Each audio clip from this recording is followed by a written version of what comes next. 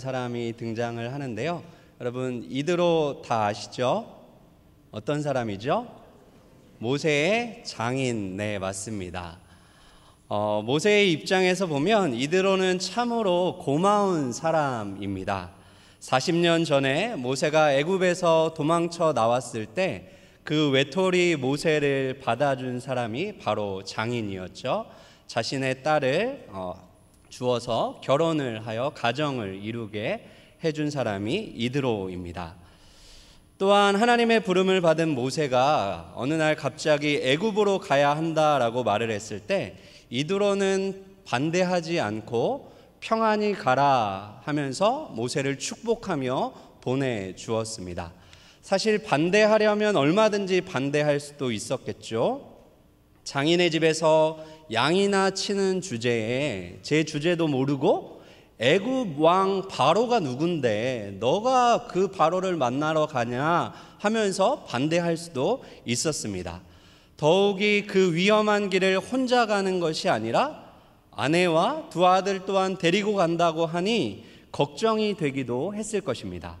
그러나 이드로는 모세를 축복하였고 평안히 보내주었죠.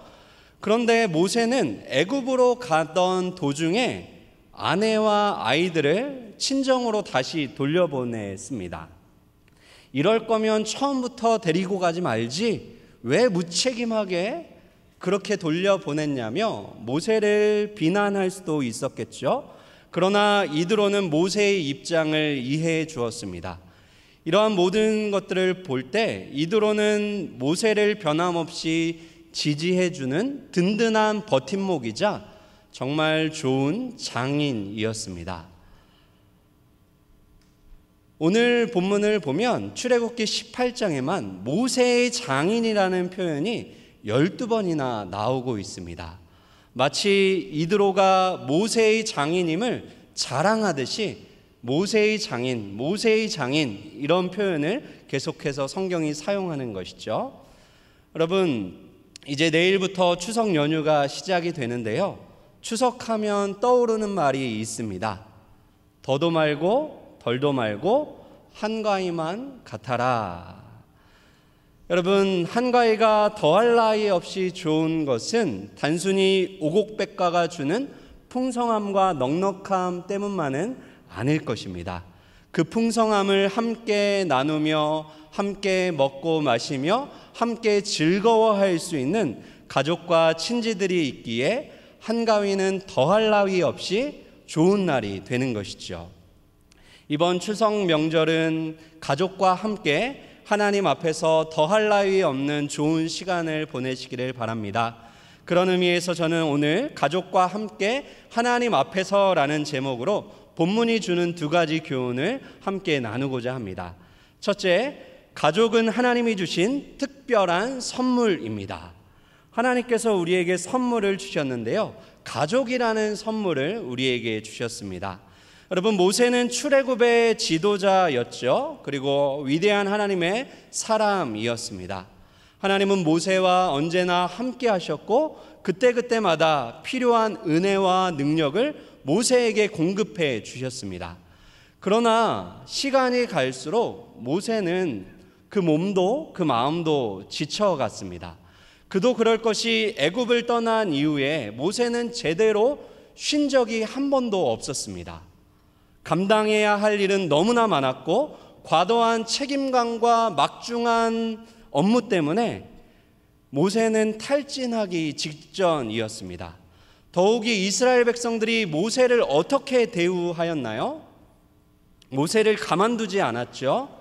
계속해서 불평했고 반복해서 원망을 하였습니다. 물이 없다 불평하고 먹을 것이 없다 원망을 하였죠. 사실 모세가 잘못한 것은 하나도 없었습니다. 그런데도 이스라엘 백성들은 모세를 찾아와 시비를 걸며 불평과 불만을 쏟아 놓은 것이죠. 그러니 여러분, 모세가 얼마나 힘이 들었겠습니까? 얼마나 속이 상했겠습니까?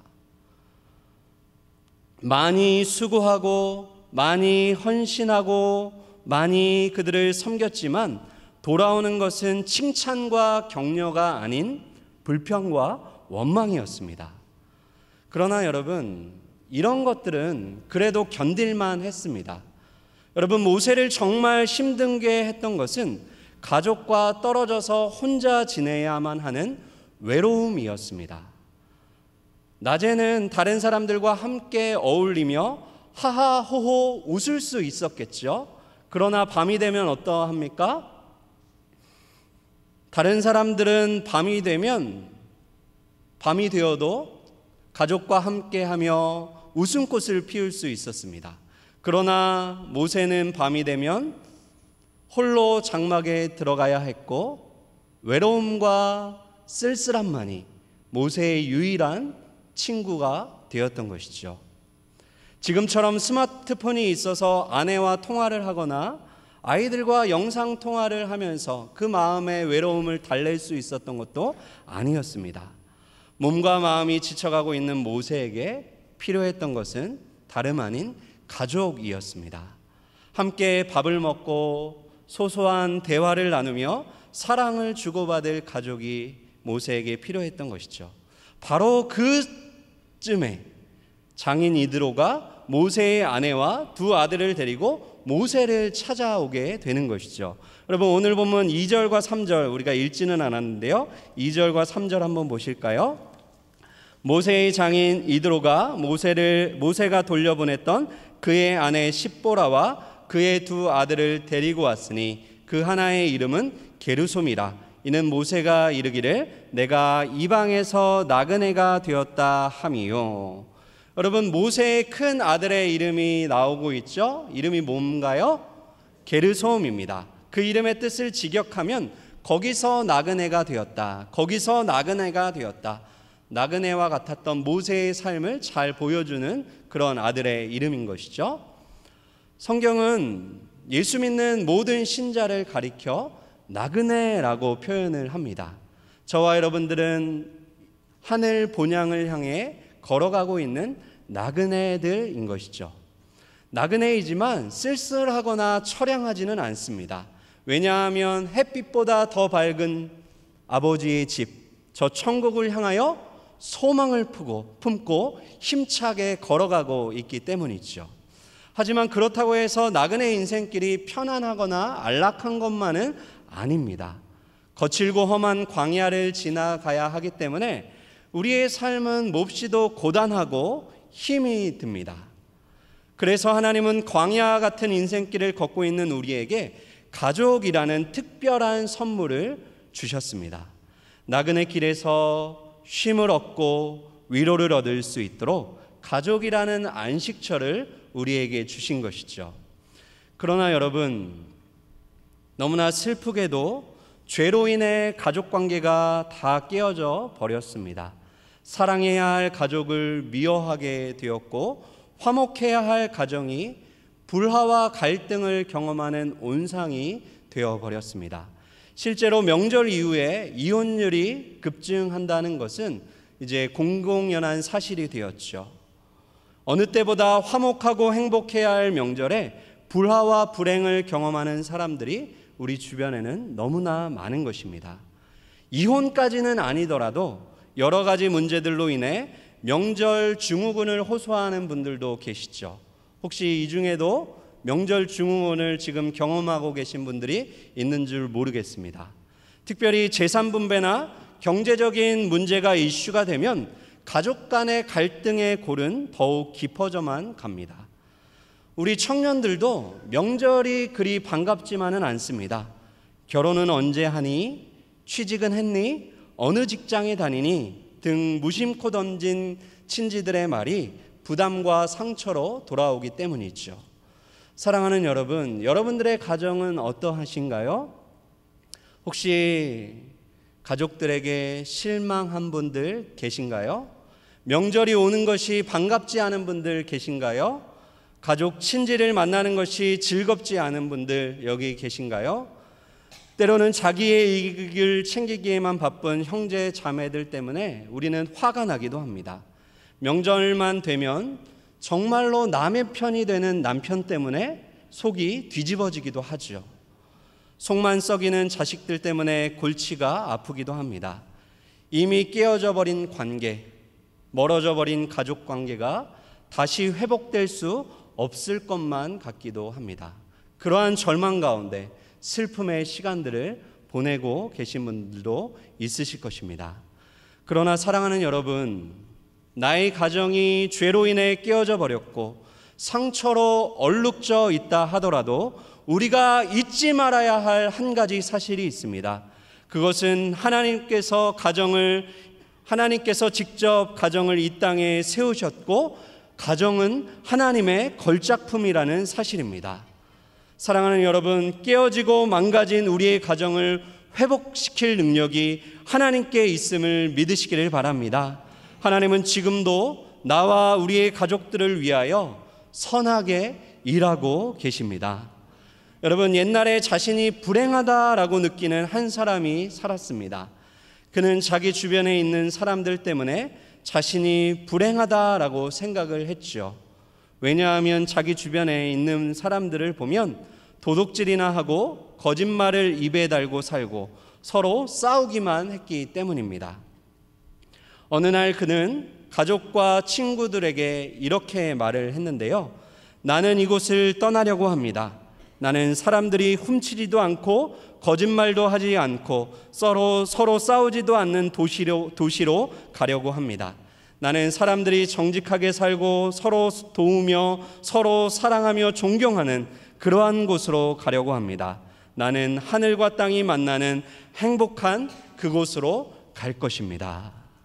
가족들과 작별 인사를 나눈 후에 그는 자신이 꿈꾸는 그곳을 향하여 걷기 시작했습니다.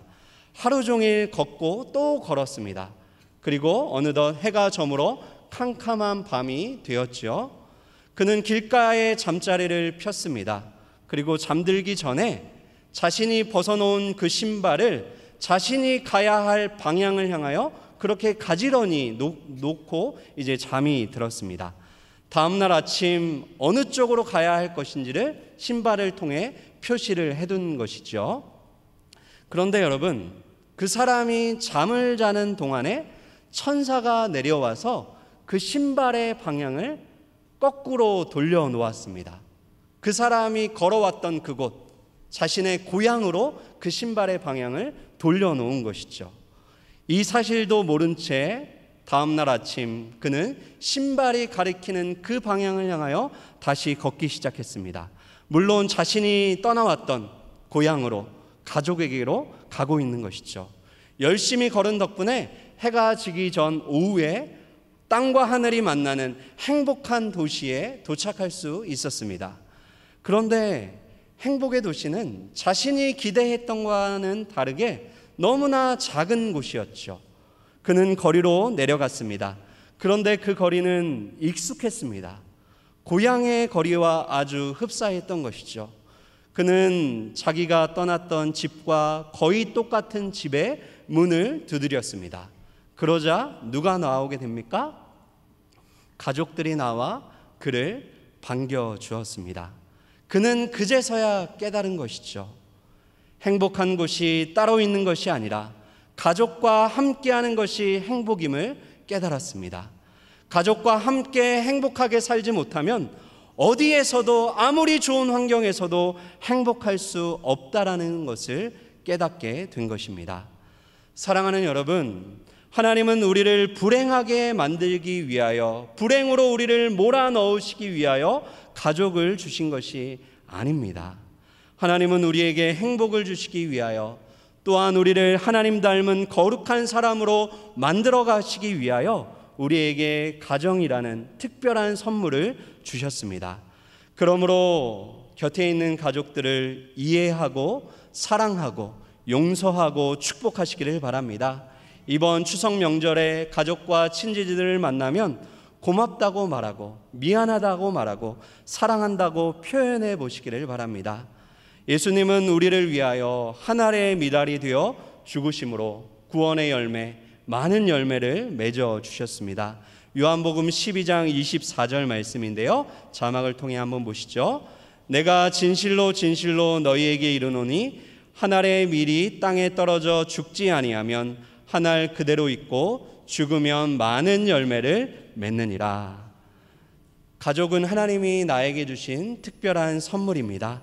바라기는 내가 먼저 가족의 행복을 위하여 기꺼이 희생하며 헌신하는 하나의 미랄, 주님 닮은 하나의 미랄 되어 하나님이 주시는 풍성한 열매, 구원의 열매가 여러분들의 가정 가운데 맺혀지시기를 주님의 이름으로 축원드립니다.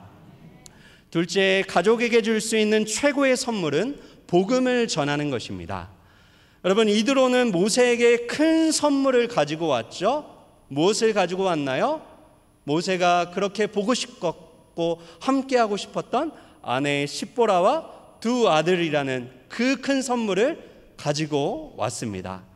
오랜만에 가족을 만난 모세는 신이 났고 모처럼 큰 기쁨과 즐거움과 행복을 누릴 수 있었습니다. 그런데 여러분, 모세보다 더 큰 선물을 받은 한 사람이 오늘 본문에 등장합니다. 바로 모세의 장인 이드로이죠. 이드로는 어떠한 선물을 받게 됩니까? 여러분, 이드로는 이방 민족의 제사장, 미디안의 제사장이었습니다. 다른 말로 하면 이드로는 불신자였던 것이죠. 그런데 이드로가 오늘 본문의 사건을 계기로 하나님을 믿게 되고 구원의 선물, 가장 큰 선물을 받게 되는 것이죠. 여러분, 이드로가 어떻게 구원을 받게 되나요? 오늘 본문을 보시면 구원은 듣는 것에서부터 시작이 됩니다. 1절 말씀인데요. 여러분 1절로 한번 가보시겠습니까? 오늘 본문 1절을 보시면 모세의 장인이며 미디안 제사장인 이드로가 하나님이 모세에게와 자기 백성 이스라엘에게 하신 일, 곧 여호와께서 이스라엘을 애굽에서 인도하여 내신 모든 일을 들으니라. 여러분, 이 이드로가 어떤 이야기를 들었지요? 하나님의 이야기를 들었습니다. 하나님께서 이스라엘 백성들을 애굽에서 구원하신 그 놀라운 일을 듣게 된 것이죠. 이처럼 구원은 언제나 하나님이 행하시는 일을 듣는 것에서부터 시작이 됩니다. 그러므로 우리가 믿지 않는 가족들에게 힘써 해야 할 일은 또한 우리의 주변에 믿지 않는 이웃들, 지인들에게 힘써 해야 할 일이 있다면 그것은 하나님의 이야기, 구원의 이야기를 들려주는 것입니다. 모세는 장인에게 하나님이 행하신 구원의 이야기를 보다 상세하게 자신의 경험에 근거해서 이제 들려주기 시작합니다. 8절 말씀인데요. 8절 한번 보실까요?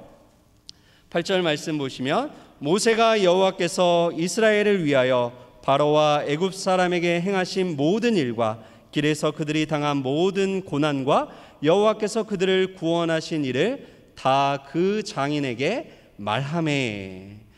여러분, 오랜만에 장인을 만났어요. 반가운 장인, 고마운 장인을 만나서 하고 싶은 이야기가 얼마나 많았을까요? 특별히 모세는 장인이 알던 옛날의 모세가 아니죠. 상황이 많이 바뀌었습니다. 모세는 이제 200만 명이나 되는 대민족을 이끄는 위대한 지도자가 되었습니다. 민족의 영웅이 된 것이죠. 그러나 모세는 장인 앞에서 그것들을 자랑하지 않습니다. 자신이 어떠한 사람인 것을, 자신이 어떠한 일을 행했는지를 이야기하지 않습니다. 모세는 장인에게 하나님이 어떠한 일을 행하셨는지를 자랑하며 이야기하고 있는 것이죠. 모세의 말을 들은 이드로, 그 마음 가운데 주체할 수 없는 그 반응들이 일어나기 시작합니다. 여러분, 이드로의 반응을 보면 구원받은 사람에게서 볼 수 있는 몇 가지 특징이 나타나는데요. 하나하나 좀 살펴보겠습니다. 첫 번째, 구원받은 자의 특징은 기쁨이죠. 기쁨. 구원받은 사람은 감출 수 없는 기쁨, 주체할 수 없는 기쁨이 그 삶에 흘러 넘치기 시작합니다. 9절 말씀 한번 보실까요? 9절을 보시면 이드로가 여호와께서 이스라엘에게 큰 은혜를 베푸사 애굽 사람의 손에서 구원하심을 기뻐하여. 여기서 기뻐하다라는 단어는 그냥 일반적으로 일상적으로 사용되는 단어가 아니라 매우 드물게 사용되는 특별한 단어입니다. 기쁨에 압도되어 있는 상태, 영혼 깊은 곳에서 흘러나오는 행복을 의미하는 단어이죠. 두 번째 구원받은 자에게서 볼 수 있는 특징은 찬송입니다. 이드로의 기쁨은 찬송으로 이제 표현이 되기 시작합니다. 이드로는 찬송을 통하여 구원의 하나님께 영광을 돌렸는데요. 구원받은 자의 입술에는 늘 찬송이 흘러 넘치게 됩니다. 여러분, 세 번째 반응은 고백이었습니다. 이드로가 하나님 앞에서 자신의 신앙을 고백하게 되는 것인데요. 11절에 나와 있습니다. 11절을 보시면 이제 내가 알았도다. 여호와는 모든 신보다 크심으로 이스라엘에게 교만하게 행하는 그들을 이기셨다 하고, 여러분, 이드로의 고백이 무엇입니까? 이제 내가 알았도다. 전에는 몰랐는데 이제는 내가 하나님을 알게 되었습니다 라고 고백하는 것이죠. 하나님이 어떠한 분이신지를 알게 되었고 하나님이 나를 위하여 어떤 일을 행하셨는지를 알게 되었다라고 자신이 고백하고 있는 것입니다. 여러분, 구원받은 신자는 하나님을 향한 선명한 신앙 고백을 가지게 됩니다. 하나님을 향한 개인적인 신앙의 고백을 갖게 되는 것이죠. 마지막 네 번째로 구원받은 자의 삶의 특징은 예배입니다. 여러분, 이드로는 자신의 신앙을 입으로만 고백하지 않았습니다. 한 걸음 더 나아가 하나님을 예배하게 됩니다. 12절 말씀인데요. 12절 보시면 모세의 장인 이드로가 번제물과 희생제물들을 하나님께 가져오매 아론과 이스라엘 모든 장로가 와서 모세의 장인과 함께 하나님 앞에서 떡을 먹으니라. 아멘. 여러분, 이드로가 무엇을 가져왔다라고 표현하고 있죠? 번제물과 희생제물을 하나님께로 가져왔습니다. 우리식으로 말하면 하나님 앞에 나와 구원의 하나님께 예배를 드렸다라는 것이죠. 그런데 중요한 것이 하나 있습니다. 이드로가 하나님을 예배하는데 혼자 예배하지 않죠. 구원받은 무리들과 함께 모세와 아론과 이스라엘 장로들과 함께 구원의 하나님을 예배하는 모습을 보게 됩니다. 여러분, 구원받은 신자는 예배 공동체에 속하여 그들과 함께 예배하는 삶을 살아갑니다. 예배를 통하여 위에 계신 하나님과 교제를 누리게 되는 것이죠. 뿐만 아니라 예배를 통하여 옆에 있는 성도들과 신앙의 교제, 사랑의 교제를 나누게 됩니다. 이드로는 아론과 이스라엘 장로들과 함께 하나님 앞에서 떡을 먹었습니다. 함께 떡을 먹었다는 것은 믿음 안에서 한 가족이 되었고 이제 함께 하나님을 섬기는 하늘 가족이 되었다라는 것이죠. 이전에는 모세 한 사람과만 혈과 육으로 맺어진 가족이었습니다. 그러나 이제는 이스라엘 백성 전체와 영적인 가족이 되었고 영원한 하늘 가족으로 거듭나게 된 것이었습니다. 그런데 여러분, 우리가 또 잊지 말고 기억해야 하는 한 가지 중요한 사실이 있습니다. 그것은 모세가 장인 이드로를 전도하는데 걸린 시간이죠. 여러분, 몇 년 동안 전도하였나요? 장인 이드로를 전도하는데 무려 40년이라는 시간이, 오랜 시간이 걸렸습니다. 그러고 보면 가족을 전도하는 일은 쉬운 일은 아닙니다. 오히려 일주일이나 또는 2주일 정도 선교지에 나아가 복음을 전하는 것이 더 쉬울 수 있습니다. 나에 대해서 잘 모르기 때문이죠. 그러나 나에 대해서 너무나 잘 알고 있는 가족들에게 복음을 전하는 것은 부담이고 어려운 것입니다. 왜냐하면 그들은 나의 말을 듣기 전에 나의 행동과 삶을 먼저 보고 있기 때문입니다. 따라서 우리가 가족을 전도하기 위해서는 손해볼 각오를 해야 합니다. 그들을 위해 희생하며 양보하며 살아야 하는 것이죠. 그러나 우리가 믿지 않는 가족들을 위하여 손해보고 희생한다 할지라도 그들이 알아주는 것만은 아닙니다. 오히려 우리가 그렇게 손해보고 희생하는 것을 이용하는 가족들도 분명히 있을 것입니다. 그러나 그때 우리가 기억해야 할 하나님의 말씀이 있습니다. 갈라디아서 6장 9절의 말씀인데요. 우리 자막을 보면서 한번 한 목소리로 같이 읽겠습니다. 시작. 우리가 선을 행하되 낙심하지 말지니 포기하지 아니하면 때가 이름에 거두리라. 아멘. 여러분 중에 혹시 가족 전도하다가 지쳐서 포기하신 분들 계신가요? 한두 번 전도에 실패했다고 해서 낙심하거나 포기하지 마시기를 바랍니다. 또 다시 용기 내어서 하나님이 주시는 힘과 그 은혜를 힘입어서 가족들에게 계속해서 복음을 전하시기를 바랍니다.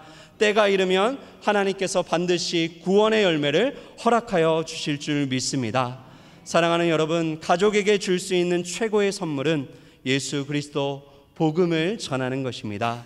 예수 그리스도께서 십자가에 죽으시고 부활하신 이유는 단지 나 한 사람만을 구원하시기 위함이 아니었죠. 하나님께서 이스라엘 백성들을 출애굽시키신 목적은 이스라엘만 구원하시기 위함이 아니라 하나님을 알지 못하는 이방의 모든 민족들, 미디안을 비롯하여 아말렉 민족, 주변의 수많은 민족들이 하나님을 알고 하나님을 예배하는 구원받은 백성 되게 하기 위하여 이스라엘을 구원하신 것입니다. 그러므로 이번 추석 명절에 우리 주변에 있는 가족들, 친지들, 지인들에게 하나님의 이야기를 들려주십시오. 내가 만난 하나님, 나에게 구원의 은혜를 베푸신 그 하나님의 은혜를 입을 열어 전해주시기를 바랍니다. 담대하게 천국 복음을 전하시기를 바랍니다. 바라기는 믿지 않는 가족들을 위한 여러분들의 사랑의 수고와 눈물의 기도를 하나님이 기뻐 받으시고 그분들에게 구원의 은혜를 베풀어 주심으로 이 땅을 넘어 저 천국에서도 가족과 함께 하나님 앞에서 먹고 마시는 그 기쁨과 그 즐거움이 저와 여러분들에게 가득하시기를 주님의 이름으로 축원드립니다. 기도하겠습니다.